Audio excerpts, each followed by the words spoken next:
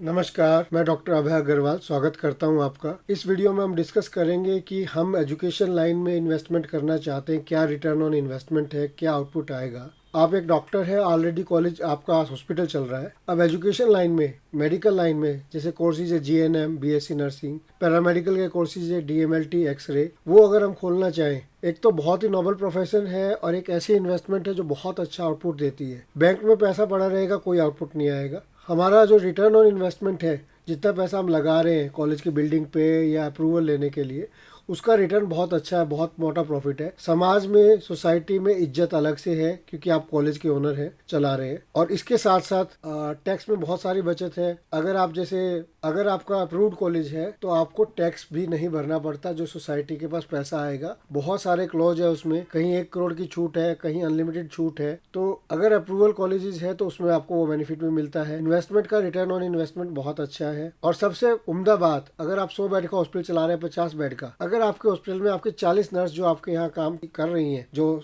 College में सीख रही है और आके एज एन इंटर्न वो आपके हॉस्पिटल में प्रैक्टिस करती है, तो जब भी कोई नया पेशेंट आता है उसको दिखाई देता, ओ माय गॉड, यहाँ कमरे 50 है, 100 कमरे हैं और 50-50 नर्सें हैं, पूरा भरा हुआ हॉस्पिटल लगता है। कि एचआर की कोर्स जो आप उनको अभी दे रहे हैं वो बहुत कम हो जाती है। अब वो नर्स एज एन इंटर्न आपके यहाँ काम करते हैं। जीएनएम, बीएससी नर्सिंग, ये आपका एक्सरे का है फॉर एग्जाम्पल, तो एक्सरे डिपार्टमेंट के अंदर आपके पास 30 स्टूडेंट प्रैक्टिस के लिए आएंगे, तो आपकी जो लेबर कॉस्ट जो है हॉस्पिटल चलाने की, एचआर कॉस्ट, वो बहुत कम हो जाती है। अब बात कर लेते हैं हम इसका रिटर्न ऑन इन्वेस्टमेंट। मैं बात करूंगा सरकारी जो फीस चल रही है, जो आज यूपी के अंदर आपके कॉलेजेस ले रहे हैं, उसके हिसाब से बात करेगा। जीएनएम की लगभग 40 सीट हमें मिलती है अप्रूवल के लिए। जब फर्स्ट ईयर है तो वो सीट 40 रहेंगी, सेकंड ईयर में 80 हो जाएंगी, थर्ड ईयर में 120, उसके बाद वो 120 कंटिन्यू रहेंगी। पहले साल वाला बच्चा सेकंड में एडमिशन ले लेगा, पहले साल में नए बच्चे आ जाएंगे। 80,000 रुपए फीस है। फर्स्ट ईयर आपको सिर्फ इकट्ठा होता है 32 लाख रुपए, सेकंड ईयर में 64 लाख। अगर मैं देखूँ, ये पिछला भी है और 64 लाख आना शुरू हो गए, फिर 96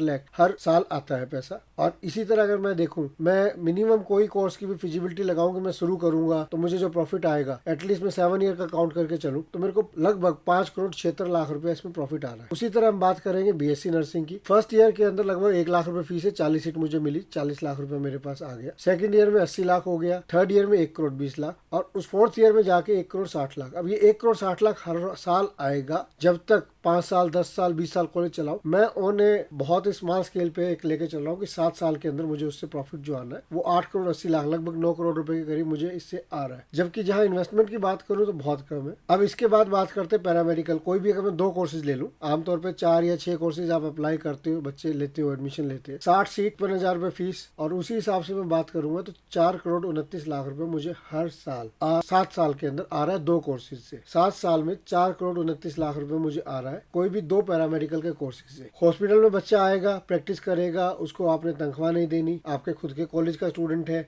डिसिप्लिन में रहेगा, अनुशासन में रहेगा, काम करेगा आपके हॉस्पिटल में। आने वाले पेशेंट को दिखाई देता कितना बड़ा हॉस्पिटल है। अगर एक डिपार्टमेंट है, कोई भी एक डिपार्टमेंट है, चाहे वो फिजियोथेरेपी हो, चाहे वो कोई भी डिपार्टमेंट, 30 बच्चे वहाँ प्रैक्टिस करेंगे, 30 स्टूडेंट। अगर आप 30 लेबर रखेंगे, 30 रखते हैं वहाँ, खुद बंदे रखते हैं 30 लोगों को, तो जो आपको खर्चा करना पड़ेगा फिजियोथेरेपी डिपार्टमेंट में, यू कैन अंडरस्टैंड। अब वो 30 बच्चे या 40 बच्चे प्रैक्टिस में आ रहे हैं सुबह की शिफ्ट में, 30 बच्चे आ रहे हैं शाम की शिफ्ट में। कहाँ से? आपके खुद के कॉलेज से प्रैक्टिस करने। 60 बच्चे प्रैक्टिस कर रहे हैं, डिपार्टमेंट आपका भरा हुआ है ना, बेनिफिट आप ले सकते हैं ह्यूमन रिसोर्स के अंदर। और ऊपर से जितना पैसा इसमें आ रहा है, टैक्स नहीं है। टैक्सेस लगभग 1 करोड़ रुपए तक एफिलिएटेड कॉलेज को माफ है। उसके अलावा और तरीके हैं, आप अप्लाई कर सकते हैं टैक्स डिपार्टमेंट में, उसमें छूट ले सकते हैं क्योंकि आप एक नोबल काम कर रहे हैं। सोसाइटी में इज्जत है, लोग आपके हाथ जोड़ के रिस्पेक्ट करके, सर मेरे बच्चे को एडमिशन दे दीजिए कॉलेज में प्लीज, वो जो इज्जत है वो अलग से है। और कहीं ऐसा इन्वेस्टमेंट आउटपुट नहीं है। अगर आप बैंक में पैसा रखेंगे 6% 7% देता है, ये इकलौता ऐसा है जहाँ आप लगा रहे हैं 1 CR, आ रहा है 8 करोड़ 10 करोड़। तो जो बेनिफिट है वो आप जानना चाह रहे थे, वो मैंने इस वीडियो में ब्रीफली कवर किया है। नमस्कार, मैं डॉक्टर अभय अग्रवाल। इस वीडियो में हम जानेंगे नई फाइल जो आपने लगानी है नर्सिंग कॉलेज खोलने के लिए, पैरामेडिकल कोर्स के लिए। स्टेट मेडिकल फैकल्टी ने इनवाइट की है एप्लीकेशन और 16 अक्टूबर से खुल रहा है पोर्टल। क्या समस्याएं आती है, क्यों अप्रूवल्स नहीं हो पाते, हर साल इतनी फाइलें लगती हैं। मान लीजिए अगर 1000 फाइल लगी है तो उसमें से मुश्किल से 100-150 कॉलेजों को अप्रूवल मिल पाता है। क्या कारण आता है स्टेट मेडिकल फैकल्टी में अप्रूवल ना होने का, आज डिटेल में बात करेंगे। बहुत सारे मिसकॉन्सेप्शन है, जितने लोग उतनी बातें, कोई सही बात बताता नहीं है। तो यहाँ जो भी आपके डाउट्स है वो क्लियर किए जाएंगे और इसके बाद जो भी सवाल जवाब है वो आप हमें व्हाट्सएप पे कर सकते हैं नीचे दिए गए नंबरों पर। उनके जवाब दिए जाएंगे। तो जान लेते हैं, यूपी स्टेट मेडिकल फैकल्टी ने एप्लीकेशन इनवाइट की है नया कॉलेज खोलने के लिए। 13/9 को ये लेटर आया है। 16/10 से 10/11 तक यानी 30 नवंबर तक आपके पास समय है कि आप अपने सारे चीज़ें कंप्लीट करें। अब देखिए क्या कंप्लीट करना पड़ेगा हमें अगर हम अप्लाई करना चाह रहे हैं। एएनएम की एप्लीकेशन नहीं ले रहे इस बार, उसके अलावा जीएनएम, बीएससी नर्सिंग या पैरामेडिकल कोर्सेज के लिए आप अप्लाई कर सकते हैं। देखिए अब आप उतर रहे हैं मेडिकल लाइन में। मेडिकल लाइन में बहुत सारे कोर्सेज हैं रिलेटेड टू मेडिकल फील्ड। छोटे प्लेयर्स को मैं नहीं करूँगा रिकमेंड कि वो इसमें जंप करें। आप एक कोर्स चला रहे, बीएड छोटा मोटा इंफ्रास्ट्रक्चर है, ज़्यादा आप बिल्डिंग नहीं बना सकते, तो मैं सजेस्ट करूँगा दूर रहें इनसे, किसी के बहकावे में मत आए। जब आप 4 से 6 डिप्लोमा कोर्सेज और बीएससी नर्सिंग या जीएनएम चलाना चाहते हैं, मतलब 7-8 कोर्सेज, क्यों? एक इन्वेस्टमेंट काफ़ी है शुरुआत में। हॉस्पिटल का सेटअप आपको बनाना पड़ेगा। कुछ कोर्सेज में अलाउ किया गया है कि आप दूसरे के साथ टाई अप करके दिखा सकते हैं, बट मैं सजेस्ट नहीं करूँगा आपको ऐसा करने के लिए। क्यों? मैं एक एक चीज़ डिटेल में यहाँ लूँगा सारी चीज़ें। देखिए बहुत सारे कोर्स आते हैं पैरामेडिकल में, ठीक है, सीटी स्कैन से लेके एक्सरे टेक्नीशियन तक, लैब टेक्नीशियन, एमआरआई टेक्नीशियन, ऑप्टीमेट्री, ये सारे जो कोर्सेज है इससे रिलेटेड डिपार्टमेंट आपके हॉस्पिटल में होना चाहिए। इससे रिलेटेड लैब आपके कॉलेज के अंदर होनी चाहिए जहाँ बच्चा ट्रेनिंग करे, प्रैक्टिस करे। मैं किसी को भी रिकमेंड नहीं करूँगा कि कागज़ों पे दिखाकर हॉस्पिटल आप जाएं मेडिकल लाइन में। अगर आपका बच्चा इंजेक्शन ही नहीं लगा पाएगा तो क्या पेशेंट मारने के लिए आप बच्चे को बना रहे हैं, तैयार कर रहे हैं? आप मेडिकल लाइन में उतर रहे हैं, आप एक बच्चे को तैयार कर रहे हैं कि वो हॉस्पिटल में जाके सेवा करे, वो ऑपरेशन थिएटर में मदद करे, वो सीटी स्कैन करे, वो एक्सरे टेक्नीशियन करे। और आप सिर्फ पैसा कमाने के लिए अगर आप झूठा कागज़ों में हॉस्पिटल दिखा के या नकली तरीके से चलाना चाहते हैं, तो ना तो मैं आपके साथ हूँ और ना मैं रिकमेंड करूँगा कोई भी ऐसा काम करे गलती से भी। क्योंकि आप बच्चे को ये नहीं कि पेशेंट को मार देना है, वो कोई भी हो सकता है। जो पेशेंट है वो खुद आपका घर वाला, परिवार वाला भी व्यक्ति हो सकता है। तो आप बच्चे को एक अच्छी ट्रेनिंग देना चाहेंगे मेडिकल इंस्टीट्यूट में, इसीलिए मैं रिकमेंड करता हूँ कि जो अच्छे कॉलेज, अच्छे इंस्टीट्यूशंस हैं, जो अच्छा शुरू में बजट लेके चलते हैं, वही शुरू में आए और इसको स्टार्ट करें। सिर्फ पैसा कमाना, पैसा अपने आप आएगा, आप उसे चलाइए। ये पहले साल नहीं आएगा, दूसरे साल नहीं आएगा, तीसरे साल आ जाएगा। लेकिन अगर आप अच्छा नहीं सिखाएंगे या अच्छा ट्रेनिंग इंस्टीट्यूट नहीं बनाएंगे, अच्छे इक्विपमेंट्स नहीं होंगे, तो ये मेडिकल लाइन है, बहुत नुकसान देगी। आज तक आपने जितना कैरियर बनाया, जितने कॉलेजेस खोले, सब खत्म हो जाएगा। या तो उतरिए मत, उतरिए तो बजट लेके चलिए। एक इंस्टीट्यूट कैंपस अच्छे तरीके से चलाया जाना चाहिए, पता होना चाहिए कि खुल भी पाएगा, बाद में फाइल अटक जाएगी, आप कंसल्टेंट से लड़ाई करके बैठ जाओगे, लेकिन अल्टीमेट नुकसान किसका हो रहा है? हमें सारी चीज़ें पहले ही पता हो, आने वाले खतरों के बारे में आगाह सही करे व्यक्ति, तो अच्छा रहता है, आपके फ़ायदे के लिए रहता है। ठीक है, आपको पता है कोर्स मिलेगा कि नहीं मिलेगा, मुझे अप्रूवल होगा कि नहीं होगा। ऐसे ही फाइल लगवा दे कोई, लो जी फाइल लगा दो, हो जाएगी हो जाएगी, सबकी फ़ाइल प्रोसेस होती है, ऐसे नहीं होता। मेडिकल कोर्सेज़ हैं और यही कारण है कि इनके अंदर सख्ती है। अगर आपकी 700-800 फाइल लग रही है, मुश्किल से 100 फाइल पास होती है, उसका कारण यही है सख्ती होने का, कि अच्छे इंस्टीट्यूशन ही इसके अंदर आए जो प्रॉपर रन करना चाहते हैं। हम अब शुरू करते हैं नर्सिंग के बारे में। पहले हम बात करते हैं जीएनएम, बीएससी नर्सिंग।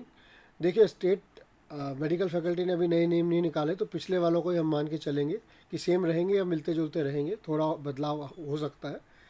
देखिए जीएनएम के लिए एप्लीकेशन फ़ीस है 4 लाख रुपए। एएनएम इस बार आप अप्लाई नहीं कर सकते। बीएससी नर्सिंग आप अप्लाई कर सकते हैं, उसके लिए फ़ीस है 2.5 लाख रुपए। इस साल ये उम्मीद है कि 4 लाख ही हो जाएगी इस साल भी। जीएनएम की भी 4 लाख एप्लीकेशन और बीएससी का भी 4 लाख रुपए एप्लीकेशन फ़ीस। अब हम बात करते हैं प्रोसीजर की। नर्सिंग कॉलेज खोलने के लिए आपको एनओसी की, नो ऑब्जेक्शन सर्टिफिकेट की रिक्वायरमेंट होगी स्टेट से। ये कौन इशू करेगा? देखिए ये डायरेक्टर जनरल मेडिकल एजुकेशन या मेडिकल एजुकेशन डिपार्टमेंट यूपी का, वो आपको एनओसी के लिए वहाँ पर अप्लाई करेंगे और उसके बाद आपको एनओसी मिलेगी। एनओसी का प्रोसीजर क्या है? अब जो आप एप्लीकेशन लगाएंगे वो एक गवर्निंग बॉडी की मीटिंग होगी जिसकी अध्यक्षता डीजीएमई साहब करेंगे, डायरेक्टर जनरल मेडिकल एजुकेशन। वहाँ पर आपकी फ़ाइल रिकमेंड होगी, वहाँ पर वो आपकी फ़ाइल सेलेक्ट होगी, आपके डॉक्यूमेंट्स पूरे होंगे तो आपको एनओसी ग्रांट की जाएगी। उसके बाद स्टेट मेडिकल फैकल्टी के डायरेक्टरेट के अंदर जाएगी, वहाँ भी एक मीटिंग होगी, एम्पावरमेंट कमेटी बोलते हैं, उस कमेटी में आपकी रखी जाएगी फ़ाइल। वहाँ से आपकी फ़ाइल फिर से रिकमेंड होगी और ये फाइनल स्टेज होगा जिसके बाद आपको एनओसी इशू होगी। डायरेक्टर जनरल मेडिकल एजुकेशन और स्टेट मेडिकल फैकल्टी में डायरेक्टरेट। अब एनओसी और अप्रूवल में Uttar Pradesh nurse and midwifery council का क्या रोल है, स्टेट मेडिकल फैकल्टी का क्या रोल है और डीजीएमई डायरेक्टरेट मेडिकल एजुकेशन का क्या रोल है, वो जब आपकी और हमारी मीटिंग होगी एज एन एक्सपर्ट मीटिंग, तो फिजिकल मीटिंग में पूरी डिटेल्स में आपको बताया जाएगा कहाँ step by step file proceed करेगी और किस किस स्टेज पे हमें अप्रूवल की ज़रूरत पड़ेगी, रिकमेंडेशंस की ज़रूरत पड़ेगी। इसके बाद स्टेट मेडिकल फैकल्टी में अप्लाई होगा अगर जीएनएम है, पैरामेडिकल के कोर्सेज़ हैं। देखिए, एक इंस्पेक्शन आपकी एनओसी के लिए होनी है, दूसरी इंस्पेक्शन कोर्स के अप्रूवल के लिए होनी है, एक इंस्पेक्शन आप सबसे पहले हॉस्पिटल को सेटअप करने के लिए, एफिलिएशन के लिए करवा चुके हैं, ठीक है। तीसरी इंस्पेक्शन ये जो आप ये बता रहे हैं कोर्स के अप्रूवल के लिए होगी। लेकिन अगर आप डिग्री कोर्स लगा रहे हैं, बैचलर कोर्स लगा रहे हैं, तो उसमें यूनिवर्सिटी का इन्वॉल्वमेंट भी आ जाता है, क्योंकि डिप्लोमा कोर्सेज के लिए तो स्टेट मेडिकल फैकल्टी ले लेगी एग्ज़ाम। लेकिन जब बात करें डिग्री कोर्स के लिए तो state medical university is the final authority और वो एग्ज़ाम लेगी, तो वो भी एक इंस्पेक्शन करेगी। आपके यूपी स्टेट में स्टेट मेडिकल जो यूनिवर्सिटी है जो बनाई गई है, वो अब सारा role Atal Bihari Vajpayee medical university Uttar Pradesh को दे दिया गया है। अगर आप बीएससी नर्सिंग अप्लाई करते तो आपको यहाँ जाने की ज़रूरत है, वरना state medical faculty after NOC state medical faculty is the final authority. देखिए, मैंने आपको नियम बता दिए, मैंने आपको डिपार्टमेंट इन्वॉल्व बता दिए, दिखा भी दिए, मैंने आपको सारा प्रोसीजर भी समझा दिया। बहुत सारे डिपार्टमेंट इन्वॉल्व है, बहुत सारे डॉक्यूमेंटेशन पार्ट इन्वॉल्व है। अगर एक भी गलती हम करते हैं तो वहाँ हमारी फ़ाइल अटक के रख जाती है। टाइम लिमिटेड है, हमें टाइम एक बाउंड में करना है, वरना हमारा जितना पैसा लगाया वो वेस्ट हो जाएगा। एक्सपर्ट गाइडेंस और डॉक्यूमेंटेशन करवाने के लिए आप संपर्क करें, हमारे एक्सपर्ट आएंगे, आपका कॉलेज विजिट करेंगे, बिल्डिंग का कैसे इंफ्रास्ट्रक्चर बनेगा, क्या चीज़ बनेगी, वो सारा बताएंगे। हॉस्पिटल का रजिस्ट्रेशन से लेके अप्रूवल तक सारा प्रोसीजर मैंने यहाँ डिस्कस किया है, ठीक है। गलती है कि आप 1-1.5 महीना खुद ट्राई करते रहो, फिर आप हमें फ़ोन करो। मेरे लिए भी संभव नहीं है कि फिर जो बचा हुआ टाइम है उसमें मैं करवा दूँ। टाइम कम है, फास्ट ट्रैक पे चलना है, बहुत सारे डिपार्टमेंट इन्वॉल्व है, चाहे biomedical, fire safety, pollution board, hospital registration, after that NOC, state medical faculty, university, तो बहुत सारी जगह से अप्रूवल की ज़रूरत है। प्रोसीजर लंबा है, मेहनत करनी पड़ेगी, एक्सपर्ट रिक्वायर्ड है आपको जो हर स्टेप पे आपको गाइड करे, गलती करने से बचाए, क्योंकि एक एक गलती जो है बहुत कॉस्टली पड़ती है, वो मिस्टेक संभाली नहीं जाती नुकसान होने के बाद। तो सजेशन ये रहेगा कि आप संपर्क करें नीचे दिए हुए गए हुए नंबर, एक्सपर्ट नंबर्स पे। आपको नीचे यहाँ एक्सपर्ट्स के नंबर दिए हुए हैं, बात कीजिए, अपॉइंटमेंट फ़िक्स कीजिए। हमारी विजिट पेड रहेगी। अगर आप सीरियस है खोलने के लिए और आपके पास बजट है, आप पैसा लगा सकते हैं, तभी बात कीजिए। अगर आप छोटे खिलाड़ी हैं, आप मेडिकल लाइन में नहीं कूदना चाहते, आप हॉस्पिटल नहीं बनाना चाहते, आप जुगाड़ से चलाना चाहते हैं, तो आप हमसे संपर्क मत कीजिए, नहीं हो पाएगा। आप पैसा जितना लगाएंगे वो भी वेस्ट कर देंगे, पॉसिबल नहीं है। अच्छा इंस्टीट्यूट खोलिए, अच्छा हॉस्पिटल खोलिए, और नो डाउट सोसाइटी और ट्रस्ट के लिए वो एक अच्छा सोर्स ऑफ इनकम है जिससे आप और अच्छे काम कर सकते हैं।